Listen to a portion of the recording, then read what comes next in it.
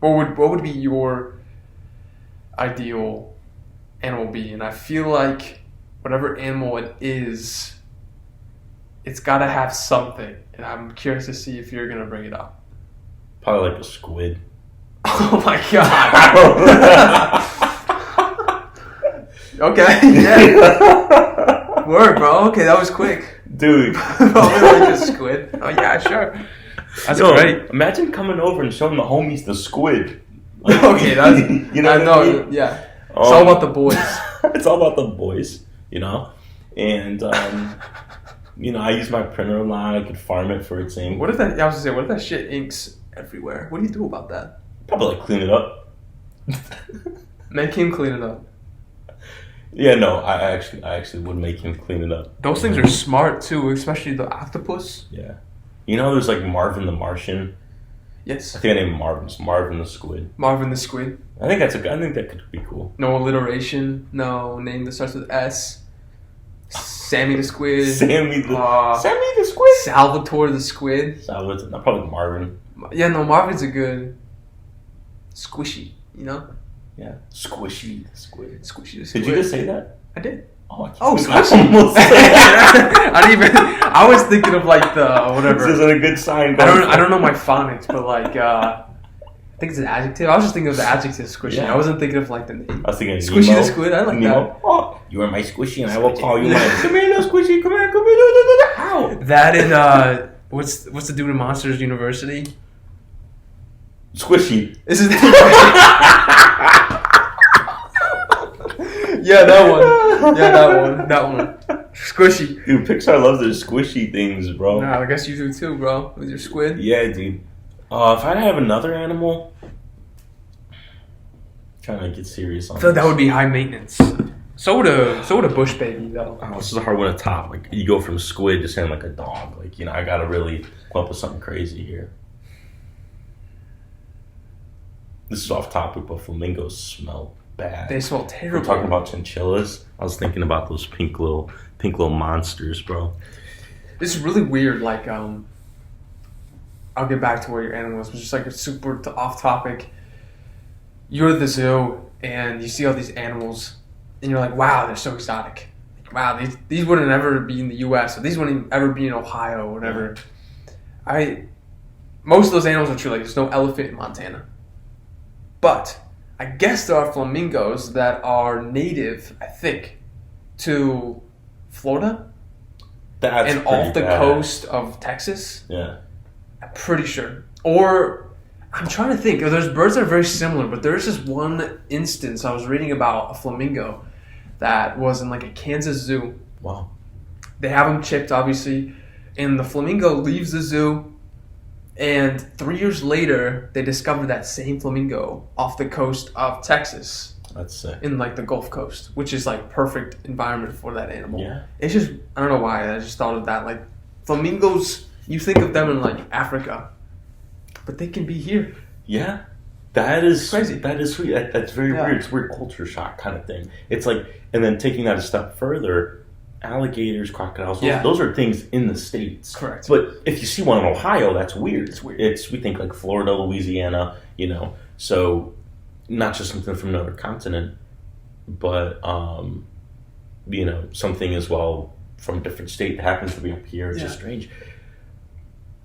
And speaking of crocodiles, alligators, I would probably go with, I would say the coolest animal I've ever seen. Mm-hmm. It was something that just looked like a monster, and that was an albino alligator. So this was at the Newport, Kentucky Aquarium. Okay. And I think to this day it is my favorite animal ever. I have a weird obsession. With like the pink eyes and stuff? Oh, yeah, dude. So white reptile skin, which you don't really see often, let alone alligator skin. The beady, pinkish red eyes. Yeah. Terrifying. If it's a rabbit, okay, maybe not really. But those are just weird. It is a little weird. Bunnicula. Do you remember that novel growing up? It was like a vampire rabbit called Bunnicula. I feel like I've seen... They made us read that in like class. Yeah. Yeah. Bunnicula. Blickies and Bunnicula. Yeah. Is it B or V? B. Bunnicula. Bunnicula. Oh, that's clever, bro. That's kind of sick. Okay, it took me a second. Yeah. Okay, that's very clever. the the alligator. So in general, I have a weird obsession with albino animals in specific. My favorite probably being the alligator. If I had to own one, I think a Dalmatian makes the most sense. Yeah. Those are very fascinating. So the spots are reversed. That's cool. So it's white fur, and the spots are khaki. Yeah. But then it also can be black fur with khaki spots and pink eyes. Wow. Which black with khaki spots and pink eyes is crazy. That's very cool. That's kind of like a charitable service project if you were to own one. Because those things are probably mad blind. Oh, dude, those things are stupid blind. Running into this table. Yeah. You good? Like and just, but obviously way harder, right? It's like this one. In the B movie where she's like going into the one. This one. All right, this one. You got it, buddy. You got it, Spot. Oh, that's amazing. Spot the squid, bro. Put it this way. Take an alligator. Alligators come up on surface sometimes, but 9 out of 10 times when they do, it's just to like grab some food. But the eyes are typically just a little bit above water, stalking you. Well, in this case, when I was reading about this alligator, I think it's like one of like 7 ever spotted albino alligators ever. That's crazy. And in this case, they had 2 at the aquariums. So wow, that's awesome! What a flex! Yeah. They live at the bottom of the lake or the river, wherever they're living, because the sun will burn them if they come up too high. That is crazy that they had to go down there and wrestle. They had to wrestle a white alligator. They had to go down and wrestle a white alligator. Yeah. You're looking from for the one too. Depth of the right. Unless you're just who are these guys? Right? Who are these guys that are counting the number of deaths of a sloth? Yeah. Who are these guys that are skimming the bottom of a river for a white alligator? Yeah. Who are these guys? Yeah, that's what I'm saying, dude. Yeah, it's a cool find.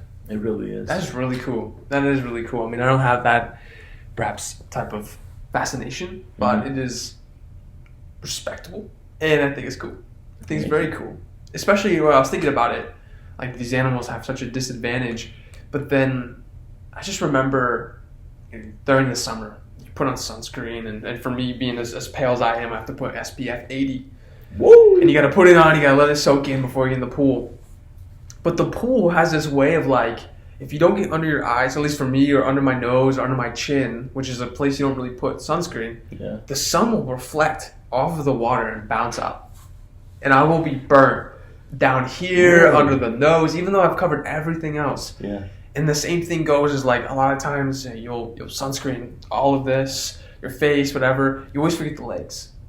Oh, always. Until, at least for me, you're burnt there. And so for me, I literally cover everything because I've been burnt in a weird way, some way. I've even burnt like in between my fingers. Really? Yeah, it's not very cool. But the sun, I guess, goes through the water and it amplifies. So it really amplifies the burn. Really? So for like any albino animal, obviously you probably want to be in shade and stuff like that. But in particular, for an albino aquatic animal like an alligator or fish, because now the sun is amplified through the water. Yeah. So I think that's fascinating. And then you think about how do they get food?